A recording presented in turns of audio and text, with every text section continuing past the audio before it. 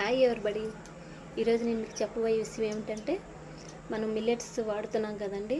నేను గత వీడియోలో చెప్పాను ఆ మిల్లెట్స్ రకాలన్నీ. ఆ మిల్లెట్స్ అన్నీ కూడా మనం ఆహారంలో, మన పూర్వీకులు ఏంటంటే మన ఆహారంలో భాగంగా ఎక్కువ అవే వాడేవారు.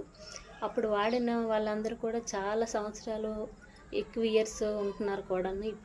ఇప్పుడైతే ఏవో రకరకాల జబ్బులతో చనిపోవడం గట్రా జరుగుతుంది, అది మీకు తెలిసిందే. అది మళ్ళీ ఇప్పుడు అవన్నీ తెలుసుకొని మన ఆరోగ్యానికి ఏవైతే ఉపయోగపడుతున్నాయో తెలుసుకొని మళ్ళీ మిల్లెట్స్ని మనకు ఏంటంటే వాడకంలోకి తెచ్చుకున్నాము.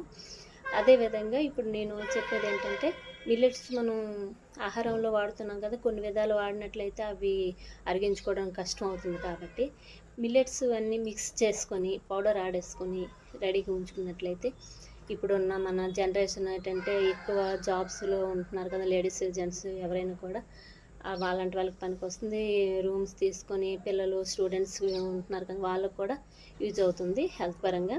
అవి ఏంటంటే ఆల్ మిక్స్ చేసుకొని పౌడర్ ఆడించేసుకొని రెడీగా ఉంచుకున్నట్లయితే, మనం ఆహారంలో ఏ ఏ రకాలు మిల్లెట్స్తో అన్నం వండుకోవచ్చు, గారెలు వండుకోవచ్చు, చపాతీ చేసుకోవచ్చు, మనం రాగి జావలా కూడా చేసుకొని అదే తాగొచ్చు.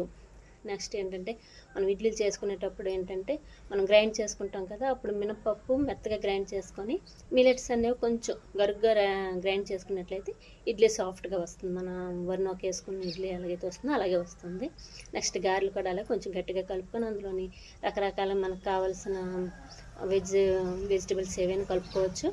నెక్స్ట్ చపాతీ చేసుకుంటాం కదా, చపాతీ చేసుకున్నప్పుడు ఏంటంటే అందులో కొద్దిగా గోధుమ పిండి కూడా కలపాలి. గోధుమ పిండి కలపలేనట్లయితే సరిగా రాదు, సాఫ్ట్గా రాదు, చపాతీ పగిలిపోతుంది.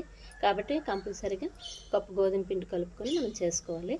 అలాగే అన్ని రకాల వంటలు కూడా చేసుకోవచ్చు మిల్లెట్స్తో. అన్నంలో వండానండి ఒకసారి నేనైతే గంటలు, పాతకాలం వాళ్ళు వండేవారు కదా అని చెప్పేసి గంటలు వండాను. వాళ్ళు ఎలా తినేవారేమో నాకు తెలియదు, కానీ చాలా కష్టం అండి.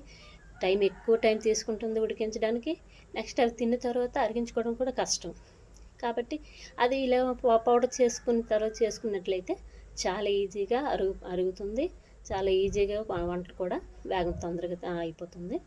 అలాగే నెక్స్ట్ మనం ఎక్కువ ఇంపార్టెంట్ మన హెల్త్కి ఇస్తాం కాబట్టి ఈ మిల్లెట్స్ని మనం యూస్ చేసుకుని అది ఏ విధంగా కరెక్ట్ టైంలో కరెక్ట్గా ఎలా వాడుకోవాలి అని తెలుసుకుంటే చాలా ఈజీ.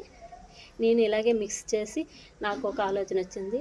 ఎప్పుడైతే ఈ విధంగా నేను ఆలోచించానో అప్పటి నుంచి పౌడర్ తయారు చేసేస్తున్నాను. మిల్లు తీసుకున్నాను, అందులోనే మిల్లులో పిండి ఆడేస్తున్నాను మిక్స్ చేసి. ఆ పిండితో నేను నా ఇంట్లో వంటలన్నీ కూడా మిల్లెట్స్ తోటి చేస్తున్నాను. చాలా బాగా వస్తున్నాయి, అందుకే నేను మీకు వీడియో చేసి చూపిస్తున్నాను. Thank you.